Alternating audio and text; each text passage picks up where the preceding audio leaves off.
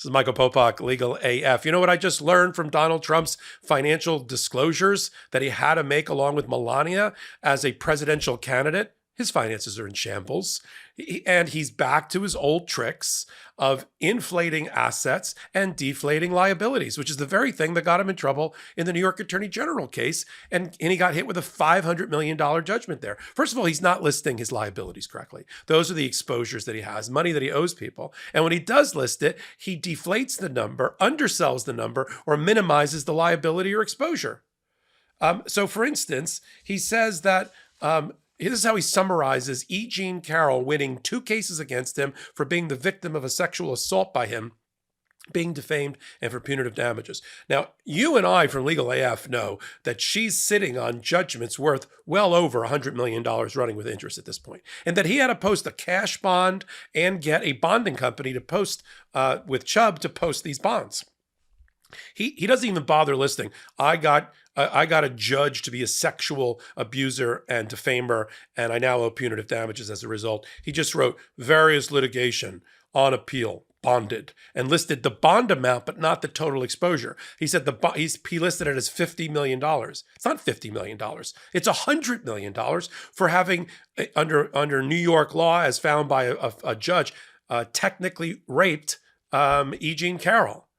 That's one example of not properly listing his liabilities. He doesn't properly list the liability that should be a huge red hole on his balance sheet of $465 million, now $500 million with interest for fraud.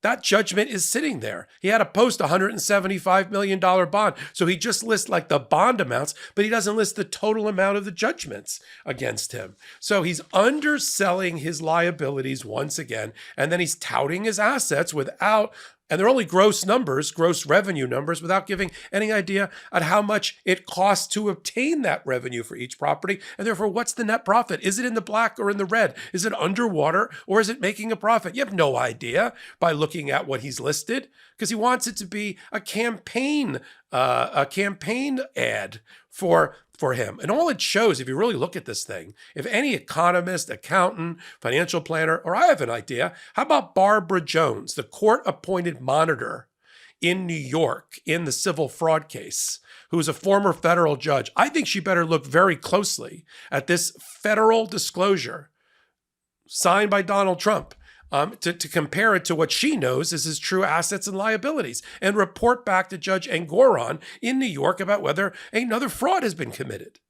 For instance, in listing his assets or his revenue, he says, revenue, Mar-a-Lago, $56 million. Okay, well, how much did you spend at Mar-a-Lago to generate $56 million? $60 million? Then you're in the hole for $4 million. Doral Country Club in Florida, $160 million in revenue. Sure. But what's the expenses? This is, double entry bookkeeping. It's not that difficult if you really wanted to do it. Then he lists big fat numbers like, I get a pension from the Screen Actors Guild because I was an actor in, movies like Home Alone 2. $90,776. I wrote a book. Well, no, you didn't.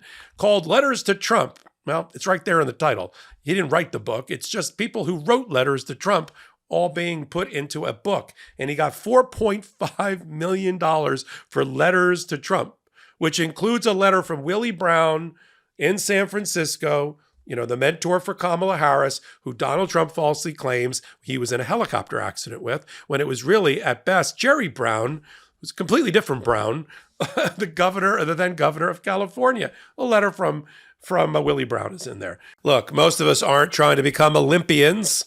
Who doesn't want to feel strong, healthy, or end the day with some energy left in the tank? But that's not happening without good nutrition. That's why I take Field of Greens. It's whole organic fruits and vegetables. No extracts, no lab-made stuff. Just 1 scoop a day gives you simple, real nutrition. Field of Greens feeds your body with fruits and vegetables, medically chosen to support your heart, vital organs, and immune system. Since I started taking Field of Greens, I almost immediately noticed that I had steady energy throughout the day, which helps when you're covering legal and political news 24/7 and can't afford to crash. Field of Greens is my go-to for getting the nutrients I need. even on those bad eating days. I'm sure you'll love Field of Greens, but if you don't, you can return it for a full refund. I got you 15% off your first order and free rush shipping.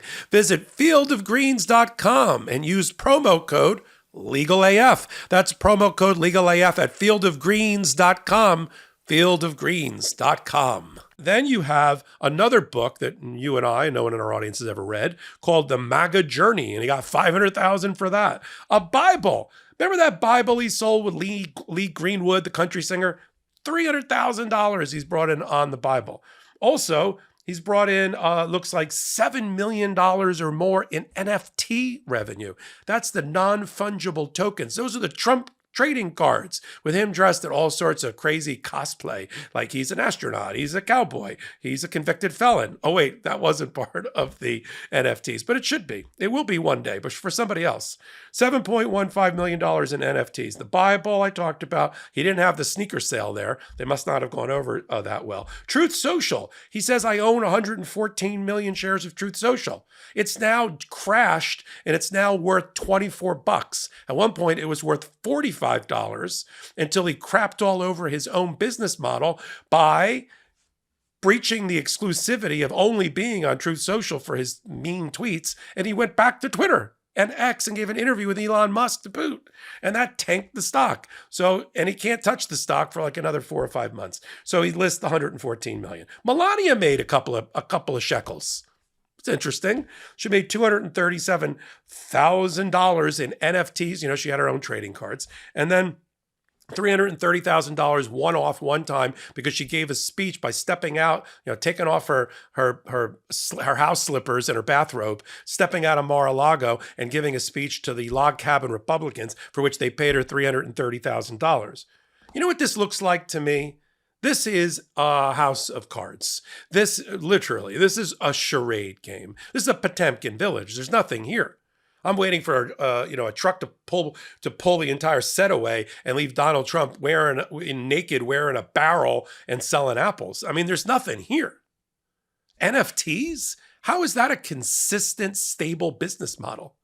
How can you reproduce that year after year? Eventually, you're going to run out of suckers to sell to. I know a sucker's born every minute if you're P.T. Barnum, but come on, man. Eventually, you're not going to be able to sell these NFTs or sneakers or Bibles. And this is like, he touts it, but when I look at it, I'm like, this guy's, he's one lemonade stand away from being basically financially destitute.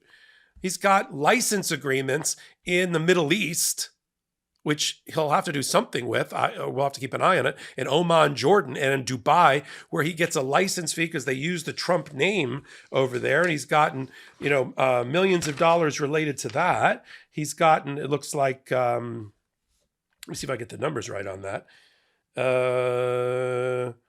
I don't know. It's about $30 or $40 million related to all of that. But big takeaway from this financial disclosure, and as the New York Times did a kind of a deep dive in it with me, is that there's no there.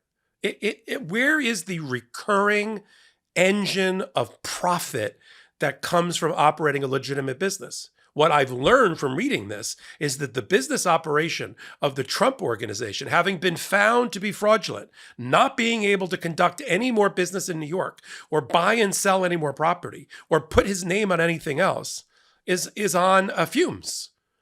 Right? It's in the death spiral. There's no new generation of money here. How many trading cards can the person sell? How many fake books, ghostwritten, can he sell? Eventually, the musical chairs is going to run out of music and chairs. Okay? I'm not kidding. I mean, there's no there. Picture Donald Trump naked, wearing a barrel and selling apples and pencils, because it's pretty close. Remove all these Bibles and sneakers and NFT trading cards and books he didn't write. And what's he got? A $90,000 pension because he was in Home Alone 2? I mean, really? And Melania, has to go out and do whatever she's got to do to make money out in front of Mar-a-Lago where she got $330,000? Really? That's who we're down to? Follow this disclosure. And more importantly, Barbara Jones, former federal judge, appointed by Judge Engoron in the fraud case against Donald Trump. Take a look carefully at this disclosure. Line it up against what you know. And tell the judge, not in a footnote, but in your next reporting to the judge, about whether you think Donald Trump just lied to the federal regulators and the American people about the state of affairs of his assets. Because to me, reading this, it looks to me, right, like this is another fraud being pulled and perpetrated on the American people right before an election. We'll continue to follow the circling the drain and the death spiral of Donald Trump as a campaigner, in his criminal cases, in his business dealings, and now with his finances. Only one place, MeidasTouch and Legal AF. Join us on Wednesdays and Saturdays at 8 p.m. Eastern Time on Legal AF, the podcast. There's an ad. I just made my own ad. Wednesdays, Saturdays, 8 p.m. Eastern Time. You can watch us live. You can watch us do the podcast. We curate the top 3 or 4 stories at the intersection of law and politics like this, and we bring it to you Wednesdays, Karen Freeman, Nick Nifolo, Saturdays, Ben Mycelis, and me. We all get together and do it. Or you can listen to the audio podcast on anywhere you get your audio podcast from. Just plug in Legal AF. So until my next hot take, until my next Legal AF, this is Michael Popok reporting. Heary, heary, Legal AF Law Breakdown is now in session. Go beyond the headlines and get a deep dive into the important legal concepts you need to know, and we discuss every day on Legal AF. Exclusive content you won't find anywhere else, all for the price of a couple of cups of coffee. Join us at patreon.com/legalaf. That's patreon.com/legalaf.